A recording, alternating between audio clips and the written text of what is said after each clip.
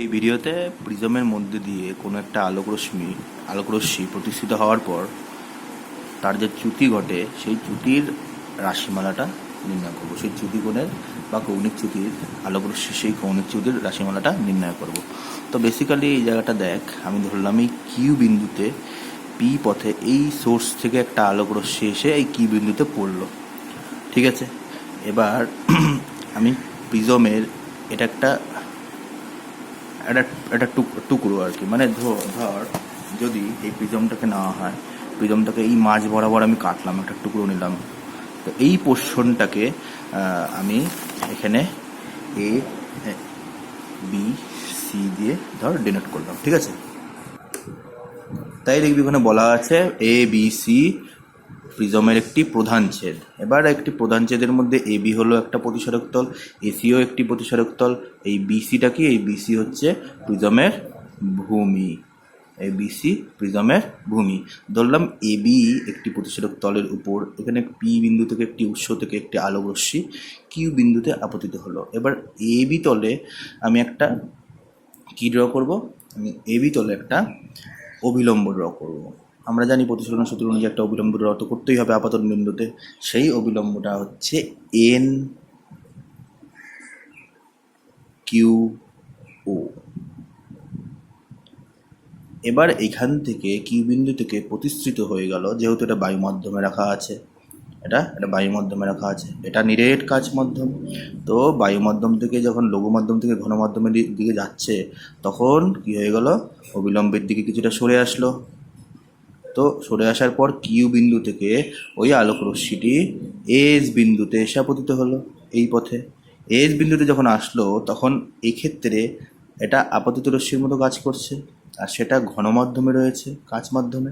এবং কাচ মাধ্যম মানে ঘন মাধ্যম থেকে লঘু মাধ্যমে যখন প্রতিষ্ঠিত হচ্ছে, তখন এই এস বিন্দুতে আমি কি করব, একটা অবিলম্ব ড্র করলাম, যা হচ্ছে এন ওয়ান, এটার নাম হচ্ছে এন ওয়ান এস, এই এন ওয়ান এস, ঠিক আছে। এই এন ওয়ান এস যে অবিলম্ব, সেই অবিলম্ব থেকে দেখতে পাচ্ছি যে কিছুটা দূরে সরে গেল, এটা কিছুটা দূরে সরে গেল, তাই তো। তার মানে আলটিমেটলি ও কিউ পথে আসলো, কিউ এস পথে প্রতিষ্ঠিত হলো ভিতরে, তারপর আবার এই বিন্দু থেকে প্রতিষ্ঠিত হয়ে টি পথে আলোটা বেরিয়ে গেল। ভালো। এবার এক কাজ করলাম, এই যে অবিলম্ব দুটো আছে, এই প্রতিসারক তল এবং এই প্রতিসারক তলের যে অবিলম্ব দুটোকে বর্ধিত করে একটা নির্দিষ্ট বিন্দুতে আনলাম, যেখানে এই বর্ধিত অবিলম্বগুলি পরস্পর ছেদ করলো, যেটার নাম ও দিলাম। এবার সাধারণভাবে যে ফান্ডাটা হচ্ছে কি হচ্ছে, যদি কোনো মাধ্যমের কোনো বিভেদিত কোনো মাধ্যমের মধ্যে দিয়ে আলোকে না যেতে হতো, তাহলে আলো সোজা এই পথ বরাবর বেরিয়ে যেত। কোন পথ বরাবর? পি কিউ আর এক্স, এই পথ বরাবর সোজা বেরিয়ে যেত। কিন্তু যেহেতু প্রতিষ্ঠিত হচ্ছে আলোকে বিভিন্নভাবে প্রতিষ্ঠিত হয়ে দ্বিতীয় তল দিয়ে বেরোতে হচ্ছে, তাহলে এই নির্গত রশ্মি, প্রিজম থেকে নির্গত রশ্মির কথা যদি চিন্তা করি, তাহলে এটা ওই প্রাথমিক যে গতির অভিমুখ তার সাপেক্ষে এইভাবে বেরিয়ে যাচ্ছে, টিএসআর পথে বেরিয়ে যাচ্ছে। তার মানে প্রাথমিক যে গতির অভিমুখ, সেই প্রাথমিক গতির অভিমুখের দিকে এই এতটা পরিমাণ কোণ করে সেটার গতিমুখ পরিবর্তিত করে সে টিএস পথে বেরিয়ে যাচ্ছে। এই যে অ্যাঙ্গেলটা, এটাই হলো কৌণিক চ্যুতি, যেটাকে হচ্ছে ডেল্টা। তাহলে এই কৌণিক চ্যুতিটার মান কত? এই ডেল্টাটা, তাই তো। এই ডেল্টার পরিমাণটাকে, রাশিমালাটাকে আমাকে নির্ণয় করতে হবে। তাহলে প্রত্যেকটা কোণ আমরা এখান থেকে লিখে লিখে বের করে রাখছি, যেটা হচ্ছে গিয়ে প্রথমে আপতিত হলো এই কিউ বিন্দুতে, তাহলে আপতন কোণ কোনটা? এটা আই ওয়ান। তা আই ওয়ানটাকে কী দিয়ে আমরা ডিনোট করতে পারি? আই ওয়ানটাকে ডিনোট করি P O N, angle P O N, যেটা হচ্ছে গিয়ে অ্যাঙ্গেল আই ওয়ান। তো এক্ষেত্রে প্রতিসরণ কোণ কোনটা? আর ওয়ান, যেটা হচ্ছে এস কিউ ও।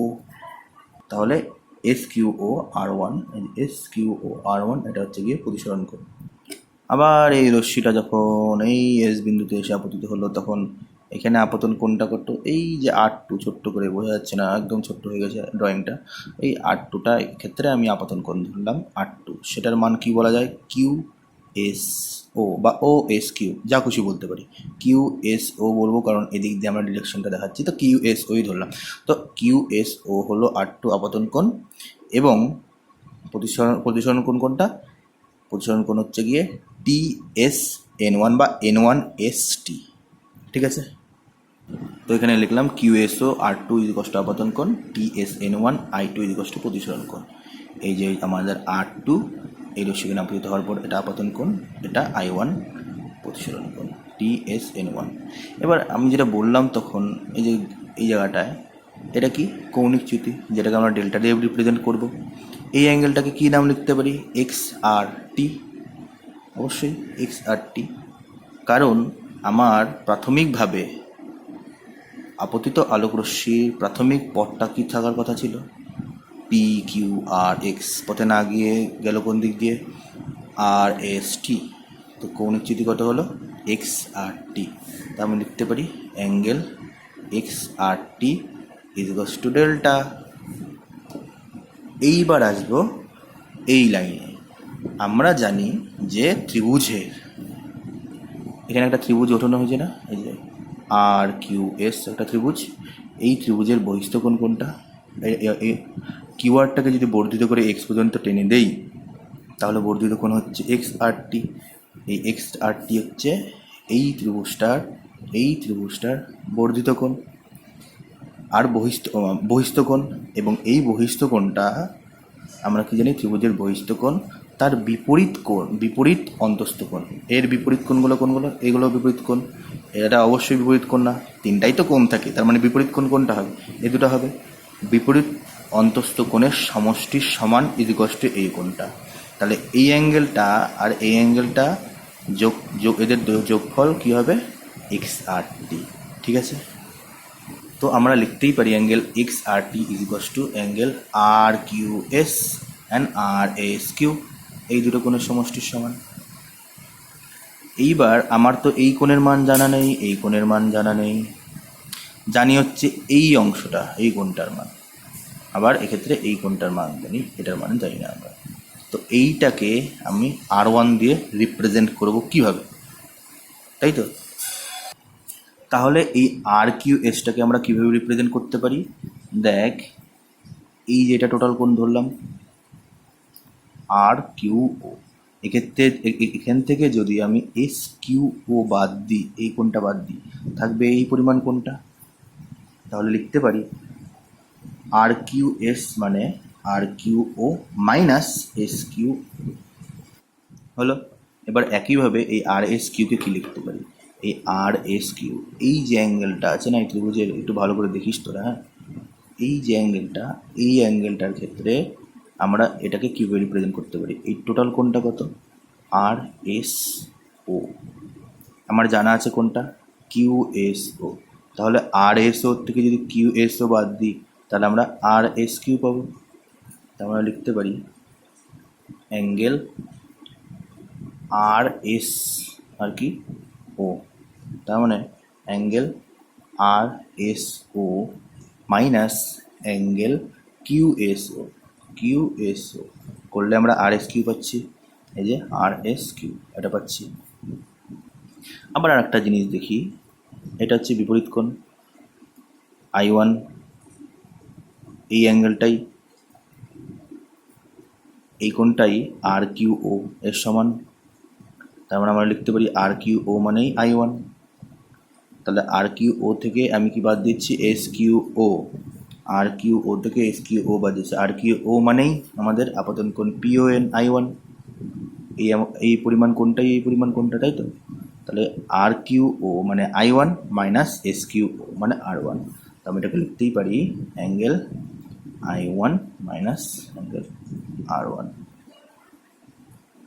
প্লাস, এক্ষেত্রে কী হচ্ছে, এই মোট দ্বিতীয় তল দিয়ে নির্গত হওয়ার সময় এই I2 হচ্ছে আমাদের প্রতিসরণ কোণ, এবং এই I2 কোণটার পরিমাণটাই এই টোটাল কোণটা, মানে RSO। এবার এই RSOর মধ্যে আর এস ওটাই যদি আই টু হয় তাহলে R S O minus Q S O মানে আই টু মাইনাস এই আর টু, তাহলেই এটা হয়ে গেল। তাহলে আমি লিখতে পারি আর এস ও মানে আই টু, বিপরীত কোণ আই টু মাইনাস এটা কি আর টু, আর টু। তো এবার এটাকে একটু সিম্পলিফাই করলাম ব্র্যাকেট ভাঙানোর পরে, I one minus R one plus I two minus R two, এই সাইনগুলো দিনই, এগুলোকে নেগলেক্ট কর, অসুবিধা হবে না কোনো। তো এটাকে সাজানোর পর লিখতে পারি I one plus I two minus bracket দিয়ে আমরা সাইন চেঞ্জ করলাম R one plus R two, সমষ্টি বোঝালাম। এবার টুকটুক করতে করতে আমরা চলে আসি এই ত্রিভুজটা মানে কিউ ও এস ত্রিভুজটা। এখানে আমরা জানি এটা আর টু, এটা জানি আর ওয়ান, এটা জানি না কী কোণ, এটাকে ধরে নিলাম কিউ ও এস কোণ। তো ত্রিভুজের তিনটি কোণের সমষ্টি 180 ডিগ্রি, তাহলে আমরা লিখতে পারি R one plus R two plus এই অ্যাঙ্গেলটা that is equals to 180 degree. তো আমি এটা লিখতেই পারি ত্রিভুজ কিউ ও এস এর ক্ষেত্রে আর one plus R two plus ও, এই R one plus R two plus এই যে ও, এর সমষ্টি কত 180 ডিগ্রি। আবার আরেকটা জিনিস দেখতেই পাই, এটা কি, এটা এন ওটা অবিলম্ব, এন কিউ ওটা অবিলম্ব, এখানে এন ওয়ান এস ওটাও অবিলম্ব, তার মানে এই প্রতিসারক তল দুটির সঙ্গে এদের কোণ কতখানি করে 90 ডিগ্রি করে, যেহেতু লম্ব। ঠিক আছে, আচ্ছা এবার একটা জিনিস বলি, এই প্রিজমের ক্ষেত্রে প্রিজমের প্রতিসারক কোণ কোনটা হয়? প্রিজমের প্রতিসারক কোণ হয় প্রিজমের এই পোর্শনটা, মানে কতটা চওড়া হচ্ছে তার উপর নির্ভর করবে, কতটা অ্যাঙ্গেল এই বিস্তারিত অবস্থিত সেটার উপর নির্ভর করে ত্রিভুজের এই প্রিজমের এই প্রতিসারক কোণটা। তো আমি এই অ্যাঙ্গেলটাকে আমরা এই ধরেই করছি। এবার কনসিডার করি এ কিউ ও এস একটা চতুর্ভুজ, কি এ কিউ ও এস একটা চতুর্ভুজ, চারটা বাহু আছে চতুর্ভুজ।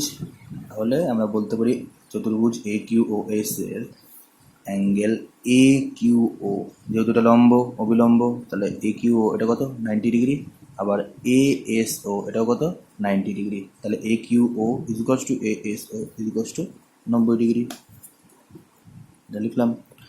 কিন্তু ত্রিভুজের যেমন তিনটি কোণের সমষ্টি কত হয় 180 ডিগ্রি, সেরকমই চতুর্ভুজের চারটি কোণের সমষ্টি কত হয় 360 ডিগ্রি। তাহলে এই চারটি কোণের সমষ্টি কত 360 ডিগ্রি। তার মধ্যে এ কিউ ও আর এ এস ও কত 90 ডিগ্রি করে, তাহলে কত ডিগ্রি থাকলো 180 ডিগ্রি থাকলো। তার মানে কোণ এ আর কোণ ও এই দুটোর সমষ্টি কত হবে 180 ডিগ্রি হবে, কারণ বাকি দুটো কোণের সমষ্টি তাহলে কত হবে 90 করে 180 ডিগ্রি হয়ে যাবে, কারণ A Q O plus A S O দুটো মিলিয়ে 180 ডিগ্রি হবে, কারণ দুটো সমান। তো বাকি থাকলো 180 ডিগ্রি 360 ডিগ্রির মধ্যে, যেটা অ্যাঙ্গেল এ আর অ্যাঙ্গেল ও এর যোগফল 180 ডিগ্রি এই চতুর্ভুজটার ক্ষেত্রে।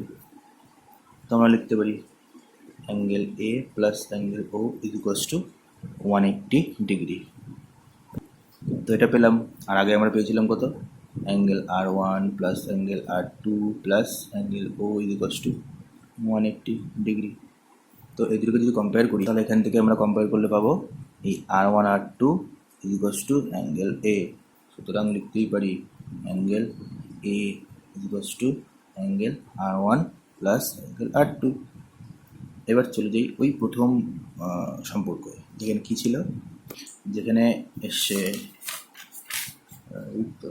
Delta equals to I one plus I two minus R one plus R two.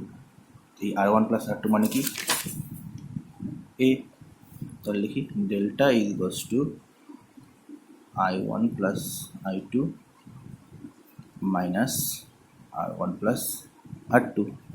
তো এটা লিখতেই পারি I one plus I two minus A, এটাই আমাদের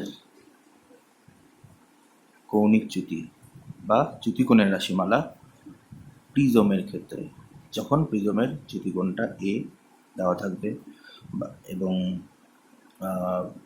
আপতিত রশ্মি এবং প্রতিষ্ঠিত রশ্মি কত ডিগ্রি কোণে আছে সেটা দেওয়া থাকবে, তাহলে আমরা সহজেই চ্যুতিকোণের মানটা চ্যুতিকোণের মানটা নির্ণয় করতে পারবো যখন প্রতিসারক কোণ এবং আপতিত রশ্মির কোণ এবং প্রতিসরিত রশ্মির কোণের মান দেওয়া থাকতে পারে।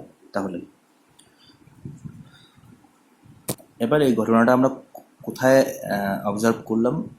যখন একটা প্রিজম বায়ু মাধ্যমে রাখা হলো। এবার দেখা গেল কাচের থেকেও কোনো একটা ঘন মাধ্যমে আমি প্রিজমটাকে রাখলাম। সেক্ষেত্রে এই বাইরের সারাউন্ডিংটা কী হবে? ঘন মাধ্যম হিসেবে কাজ করবে, এটা লঘু মাধ্যম হিসেবে কাজ করবে। তখন কী হবে? লম্ব যখন অঙ্কন করব তখন কিন্তু এই কোণের মানটা কী হবে? ঘন থেকে লঘুতে যাচ্ছে, তখন শীর্ষের দিকে চলে যাওয়ার চেষ্টা করবে আলোক রশ্মিটা। তো তখনকার ব্যাপারটা টোটালটাই আলাদা হবে, কারণ সম্পূর্ণ অ্যাঙ্গেলগুলোই চেঞ্জ হয়ে যাচ্ছে। তো এর মধ্যে যদি কারো কোনো অসুবিধা থাকে এই রাশিমালায় তো আমাকে বলতে পারিস আর ভিডিওটা দেখিস।